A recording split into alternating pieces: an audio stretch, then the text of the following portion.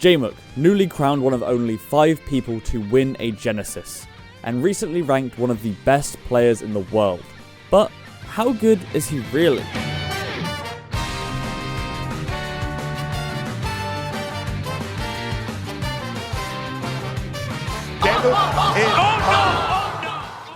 Hi, I'm Chaler, and welcome. Now, how do we measure how good Jmook is at melee? I mean, it's a complicated game with a lot of nuance and skill expression. Tech chasers. It's tech chasers. Everyone says Jmook has killer tech chasers on Spacies. So much so that he makes Fox Sheik look almost bad for Fox. Well, today we're going to take a look into just how good Jmook is at the tech chase on Spacies.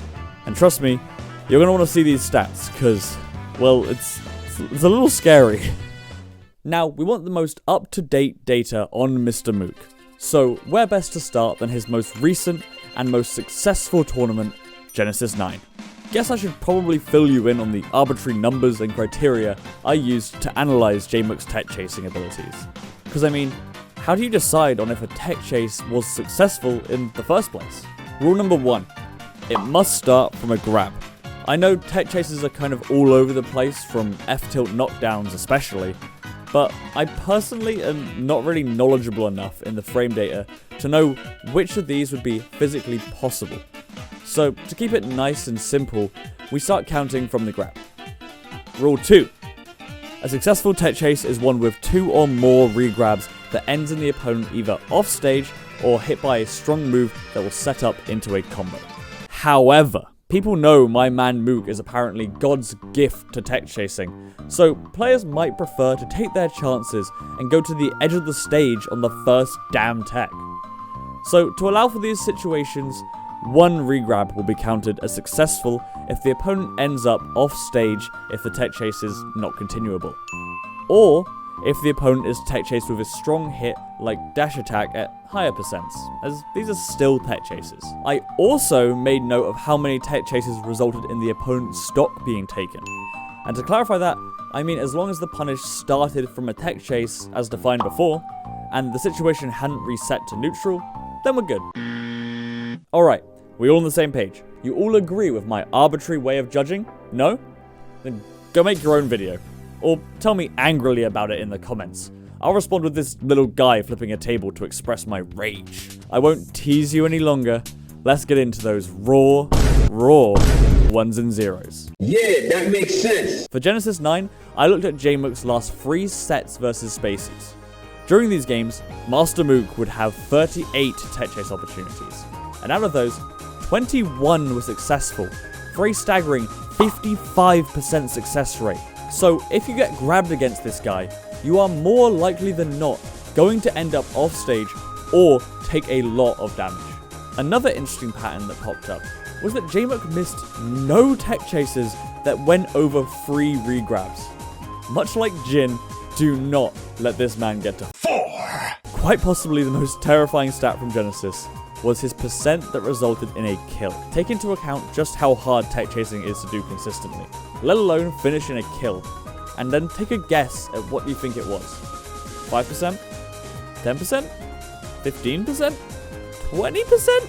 Wrong. Mad Lad Mook took his opponent's stock 24% of the time he got a tech chase opportunity. To put that in perspective, if this handsome man holds you in his loving embrace, then there is essentially a 1 in 4 chance you die. That's the same odds as a coin flip landing on heads twice. Actually, that does feel kind of special, doesn't it? Rolling a dice, no, that's 6. Fuck it, it's 1 in 4, okay? If you get grabbed 4 times in a game of melee, you are dead 1 of those times. That's huge! But this sample size was small, so we need more data, more info to see if these numbers hold up when we include Jmook's less outstanding tournaments.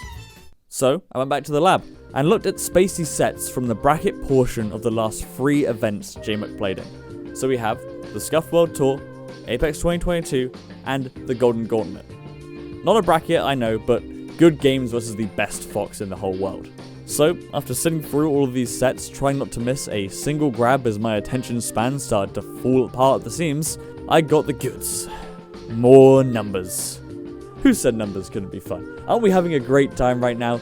We could be having even more fun if you subscribe. If you know what I'm saying. That was the best thing I've ever done in my life. More numbers though. After doing the calcs, we looked at a total of 28 games played and 90 tech chase attempts total. Did the patterns we saw at Genesis hold up?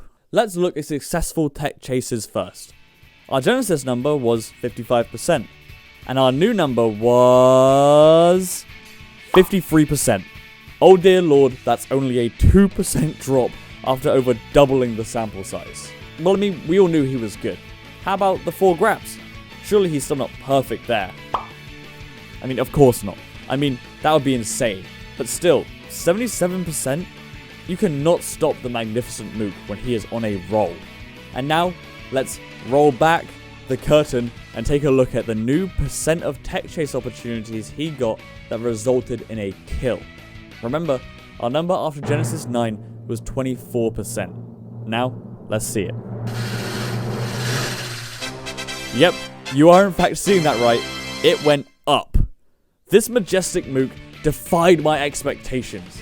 Even in tournaments where he lost to a Spacey, he was still killing them off grabs. Meaning the only way to stop this man is play like you're playing an Ice Climber player in 2013. Don't get grabbed. Truly, these stats are honestly crazy. He's blown my expectations out of the water when making this video. But this isn't where it stops.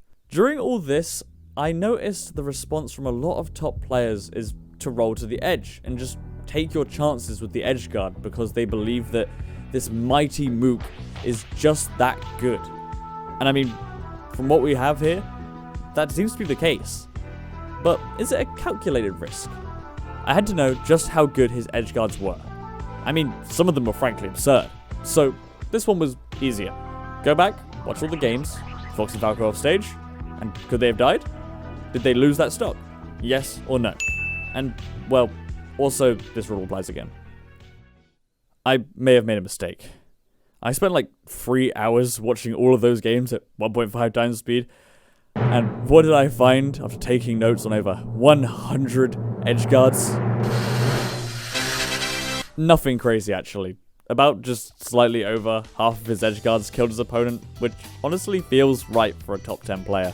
But this is even my brain rot from watching very fast melee or wanting to get something out of this about 3-hour endeavor. But it did seem like most of these edge guard kills were from higher percent setups, and getting thrown off the stage was preferable to eating a god Mook tech chase with 4 or more grabs. So, what did we learn? Jmook is very good at tech chasing. I mean, that kill percent still lives rent-free in my head. I don't think I really ever want to play against a Sheik that can do that to me. One thing I didn't really talk about though, is how these tech chases being so good makes his reads even stronger, since the best option to get out of tech chase is tech in place, and Sheik honestly reads that shit like a motherfucker. There are probably so many other consequences like this that it has on his gameplay. I mean, how it affects neutral but I didn't promise you that. I promised you crazy numbers, and I've done that, and my brain kind of hurts now. So, I'm gonna go lie down.